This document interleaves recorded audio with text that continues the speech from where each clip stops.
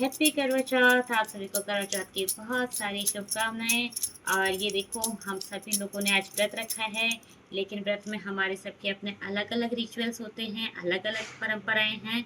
तो हमारे यहाँ की, हम यूपी साइड से बिलोंग करते हैं। मैं अपनी कई वीडियो में बता चुकी हूँ कि हम यूपी साइड से बिलोंग करते हैं। तो हमारी परंपरा करवा चौथ की थोड़ी सी डिफरेंट है, लेकिन जो हमारे साइड के लोग हैं उन सबको इसके बारे में पता होगा। तो हम लोगों में जो आज का व्रत रखा जाता है, तो इसमें क्या होता है, जब हमारा व्रत खत्म हो जाता है तो सबसे पहले हम लोग ऐसी डिब्बी जो बनाते हैं, ये डिब्बी मैंने आपके सामने ये बनाई है। तो ये जो डिब्बियाँ मैंने दो अपने लिए और दो अपनी सासू माँ के लिए बनाई हैं। तो इसमें हम कुछ मटेरियल भी डालेंगे, ये डब्बी खाली नहीं रखी जाएगी। तो मैं बता रही थी कि जब ये व्रत हम खोल के आएंगे तो सबसे पहले हम इस डब्बी को खाएंगे और उसके बाद पानी पीते हैं। तो ये देखो, आपने इस डब्बी में मैंने ये 4 गोलियां डाल दी हैं। फिर हम इसको इस तरह से ढक्कन से ढक देंगे और ढकने के बाद में इसे जो है इस तरह से, जैसे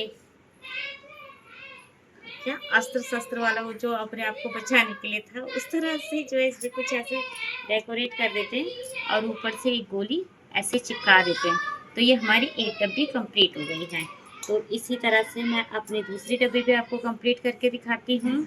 तो ये 4 डब्बियाँ बनाने का कारण सिर्फ ये है कि 2 डब्बी यानी एक रात में व्रत खोलते समय और एक सुबह जब हम लोग सबसे पहला जो भी ब्रश करने नहाने के बाद में पूजा करके जो भी सबसे पहले ग्रहण करेंगे, तो वो ये डब्बी ही होगी। सबसे पहले इसे ही खाएंगे बासी मुँह, फिर हम चाय पानी का सेवन करेंगे, तब हमारा व्रत पूरा माना जाएगा। तो ये मेरी दूसरी डब्बी भी कंप्लीट हो गई है, सासू माँ का कंप्लीट हो गया है, और अब जो है ये मेरी अपनी डब्बियाँ हैं। मतलब ऐसा कुछ भी नहीं है कि पर्सनल सासू माँ के लिए, हम जो भी जिसके हाथ में आएगा वो हम ले लेंगे।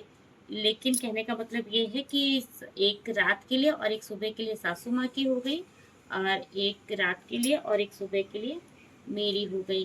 तो ये मैंने जो है 3 डब्बियाँ कंप्लीट कर ली हैं।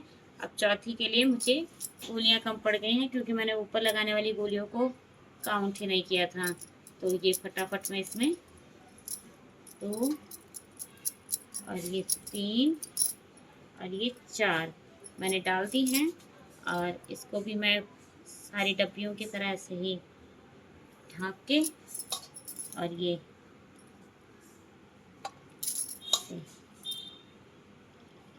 इसको ऐसे कंप्लीट कर दिया है। और ऊपर से इसमें भी एक छोटी सी गोली लगा देंगे। तो ये मेरी चारों डब्बियाँ कंप्लीट हो गई हैं। और हम लोग आधुनिक समय में हैं, फिर भी हम लोगों के यहाँ पे वो डेकोरेट की वाली छलनी वगैरह का आज भी इस्तेमाल नहीं होता है। तो हम लोगों के यहाँ चावल के आटे की ऐसी छलनी बनाते हैं, और हम लोग इसे चावल का आटा कह रहे हैं, लेकिन हमारे यहाँ चावल का पीठा कहा जाता है।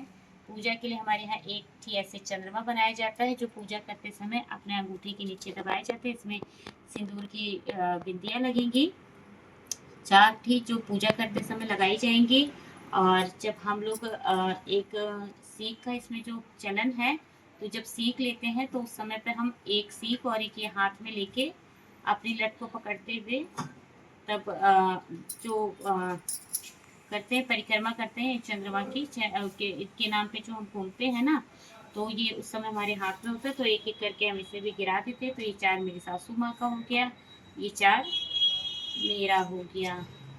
तो ये 4 के, तो हमारे पूजा में इतना सामान तो सिर्फ पूजा के लिए। और अब आप ये सोचेंगे कि मैंने चकले पे क्यों रखा है, तो हम भाई फिर से एक बार बता दें कि हम यूपी साइड से हैं। तो हमारे हर पूजा में चकली का प्रयोग होता है। करवा चौथ में भी चकली का प्रयोग होगा, सकट चौथ में भी चकली का प्रयोग होगा, और हम लोग ये जो समय समय पे छठ माता और ओसाना माता की तुरतुरिया करते हैं, उसमें भी हम लोग चकले का ही प्रयोग करते हैं।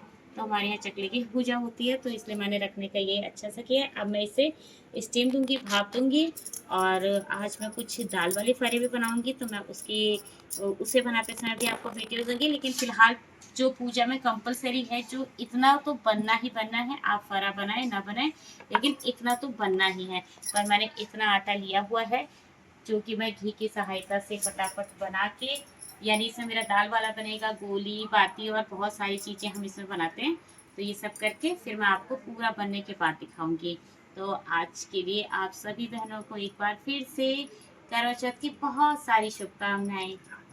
राधे राधे।